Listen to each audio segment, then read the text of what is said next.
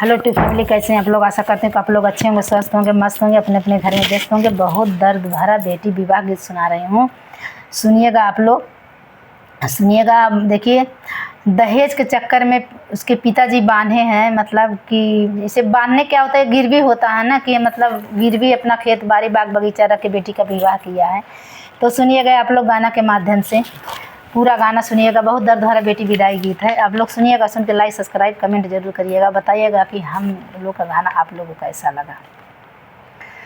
अरे छोड़े ना कामन हो बेटी पापा के हो दुआरिया, अरे छोड़े ले कामन हो बेटी पापा के हो दुआरिया, अरे पापा तोहरो बान्हल ये बेटी रेशमा के डोरिया, अरे पापा तोहरो बान्हल ये बेटी रेशमा के डोरिया, अरे बागहमा बेचनी ये बेटी बगीचा हमा बेचनी, अरे बागहमा बेचनी ये बेटी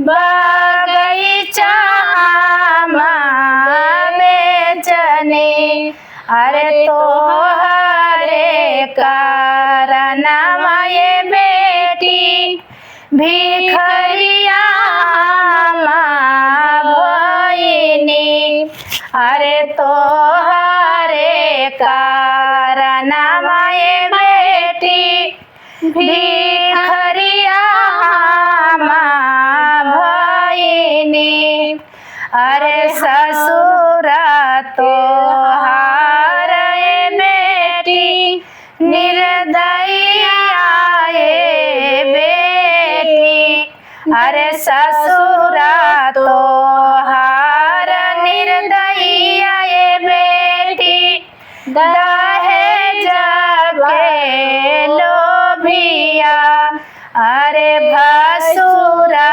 तोहार ये बेटी बहनवा के लोभिया, अरे भसुरा तोहार ये बेटी बड़ा निर्दयिया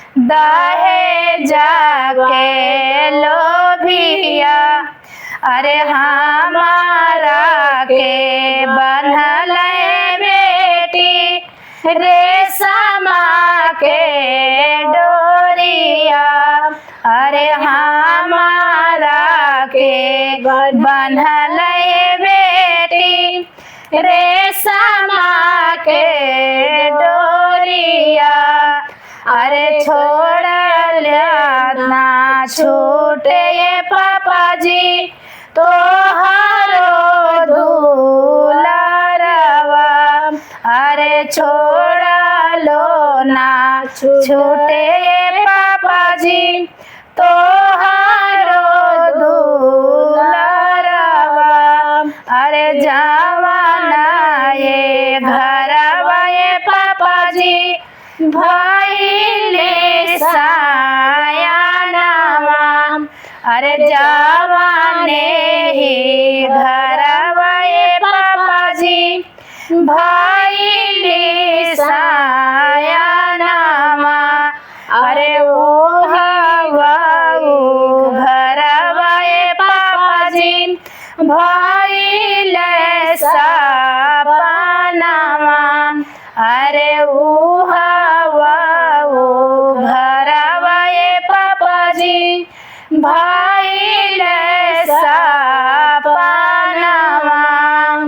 अरे छोड़ली कावन हो बेटी पापा के हो दुआरिया, अरे छोड़ली कावन हो बेटी पापा के दुआरिया, अरे तोहरे का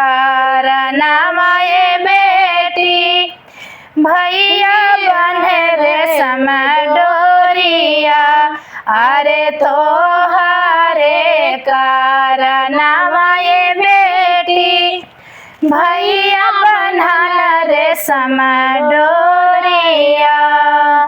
कैसा लगा मेरा दर्द भरा विवाह गीत? आप लोग सुनिएगा, सुन के लाइक सब्सक्राइब कमेंट जरूर करिएगा।